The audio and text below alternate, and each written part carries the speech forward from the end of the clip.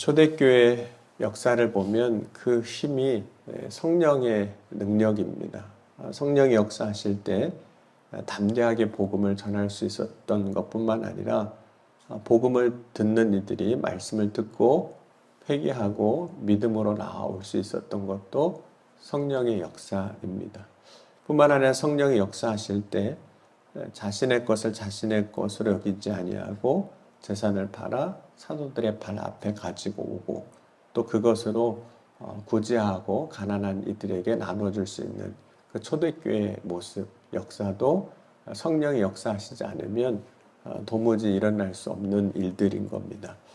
그리고 그 일 가운데 오늘 자신의 재산을 팔아서 사도들 앞에 가져오는 일에 큰 본을 보였던 사람이 이제 바나바입니다. 사도행전 4장 36절, 37절 보면 그브로에서 난 레위족 사람이 있으니 이름은 요셉이라 사도들이 일컬어 바나바라 번역하면 위로의 아들이라 하니 그가 밭이 있음에 바라 그 값을 가지고 사도들의 발 앞에 두니라. 그리고 바나바가 했던 그 일을 그 모습을 따라 소유를 팔아 사도들의 발 앞에 가져온 부부가 있었는데 아나니아와 이제 삽비라 부부입니다. 그런데 그 다음에 이제 문제가 일어나죠. 은혜를 받고 순종하는 삶으로 여지껏 왔는데 그 밭을 팔아서 사도들의 발 앞에 나올 때에는 판 것의 얼마를 감추고 가지고 온 겁니다. 이 일은 뭐 베드로를 속이는 일이었지만 동시에 하나님을 속이고 성령을 속이는 일이었습니다. 그럼 우리가 사람의 속을 알기가 참 어렵습니다. 부부가 같이 결혼하고 같이 살아왔어도 어떤 때는 잘 알 것 같지만 잘 모르는 게 사람의 속이기도 하거든요. 우리는 그렇습니다. 사람의 마음, 그 속을 다 알 수가 없습니다. 그런데 하나님은 다 아시는 분이시거든요.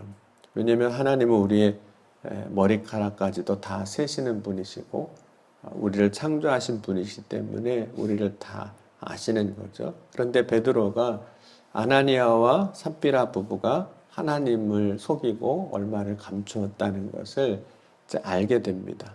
그러면 베드로가 특별한 능력이 있어서 사람의 마음을 읽는다든지 어떤 특별한 능력이 있어서 뭔가를 본다든지 그래서 아나니아와 삽비라 부부가 하나님을 속였다라는 것을 안 것은 아닙니다. 베드로는 특별한 능력이 그런 능력 있는 사람이 아닙니다. 다만 성령께서 그러한 것들을 알게 하시고 이제 아나니아와 삽비라 부부에게 이제 책망을 하게 되는 거죠. 먼저 베드로가 아나니아에게 이야기를 합니다. 어찌하여 사단이 내 마음에 가득하여 내가 성령을 속이고 땅값 얼마를 감추었느냐. 그럼 베드로가 성도를 책망하는 것 어떻게 보면 물론 이제 초대교회 상황과 지금은 다를 수 있겠지만 결코 쉬운 일은 아닙니다. 그럼 우리가 남에게 혹은 교회 안에서 성도에게 좋은 이야기를 하기는 쉽습니다. 그런데 책망하는 말, 그의 잘못과 허물에 대해서 이야기하는 것은 쉽지가 않습니다. 왜냐하면 듣는 사람이 결코 그 일을 들을 때, 그 이야기를 들을 때 사랑으로 얘기해 주는 거구나 혹은 정말 내가 잘못했구나 라고 받아들이기보다는 일단은 기분 나쁘게 받아들일 가능성이 매우 높거든요. 그러니까 책망으로 받아들이지 않을 가능성이 많습니다.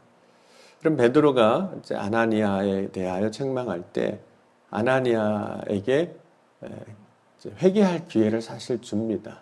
이것이 전부냐라고 물어보게 되는 거죠. 그런데 회개할 기회를 주지만 회개하지 않게 되고 결국은 엎드러져 혼이 떠나 죽게 됩니다.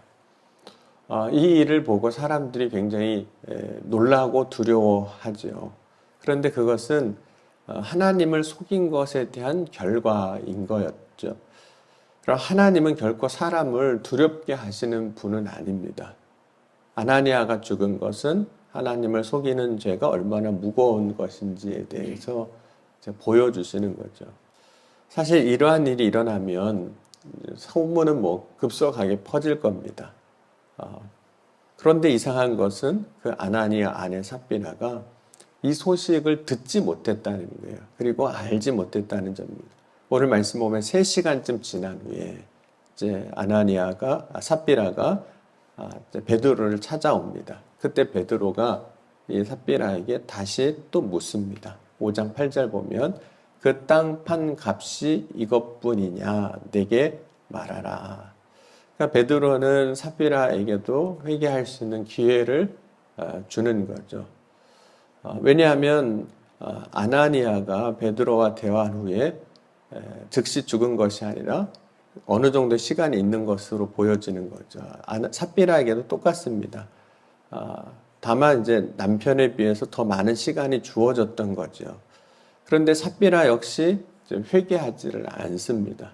그리고 결국에는 삽비라도 베드로의 발 앞에 엎드러져 혼이 떠나 죽게 되는 거죠. 같은 일이 2번 이제 일어난 겁니다. 이걸 보고 교회 성도들이 어땠을까? 크게 두려워했다. 5장 11절에 보면 그렇게 말씀합니다. 앞서 이야기한 것처럼 하나님은 결코 우리를 두렵게 하시는 분은 아닙니다. 하나님은 사랑의 하나님이시기 때문에 그렇습니다. 문제는 우리가 하나님 앞에 어떻게 서느냐 하는 거죠. 그럼 하나님이 원하시는 것은 정직한 것이었거든요. 하나님 앞에 거짓된 자로 설 때, 하나님 앞에 속이는 자로 설 때가 문제였던 것이지, 하나님 앞에 정직하게 선다면 결코 문제될 것은 없습니다. 그럼 하나님은 왜 거짓으로 속였던 이 아나니와 삽비라에 대해서 이렇게 징계하시고 심판하셨던 걸까요? 그 이유가 있습니다. 속이는 것 혹은 속이는 일을 하는 것은 하나님의 일이 아니기 때문에 그래요. 그거는 사단의 일, 악한 일이기 때문에 그렇습니다. 그럼 요한복음 8장 44절 말씀 보면 너희는 너희 아비 마귀에게서 났으니 너희 아비의 욕심대로 너희도 행하고자 하느니라. 그는 처음부터 살인자요 진리가 그 속에 없으므로 진리에 서지 못하고 거짓말을 말할 때마다 제 것으로 말하나니 이는 그가 거짓말쟁이요 거짓의 아비가 되었습니다. 그러니까 하나님이 원하시는 것은 우리가 하나님의 자녀로 살기를 원하시는데 우리가 거짓으로 살면 혹은 정직하게 살지 않으면 그것은 마귀의 자식으로 사는 것이라고 말씀하는 거예요. 왜냐하면 사단 마귀가 거짓의 아비라 이렇게 말씀을 하고 있는 거죠. 그럼 우리가 하나님의 자녀로 설 때는 사실 두려움이 없습니다. 여러분 어떠세요? 물론 이제 개인의 경험에 따라 조금 다를 수도 있지만 이미 뭐 돌아가셔서 이미 그럴 수 없는 상황일 수도 있지만 옛 기억을 생각해 보면 아버지 앞에 서는 게 어떠셨습니까? 물론 아버지가 엄하고 엄격하신 경우도 있겠지만 근본적으로 아버지와 아들의 관계에서 자녀는 아버지 앞에 서는 것이 결코 두려운 일이 아닙니다. 그런데 우리가 때로는 아버지 앞에 설 때 두려워했던 이유 중에 하나는 혹은 그런 일들이 있었던 이유는 우리가 뭔가를 잘못했거나 아버지에게 혼날 일이 있으면 그때는 이제 조금 아버지한테 가기가 좀 겁이 나고 두려움이 있을 수 있죠. 그러나 아버지와 아들의 관계라면 결코 아들이 아버지에게 나아가는 것이 아버지 앞에 서는 것이 두렵지가 않은 겁니다.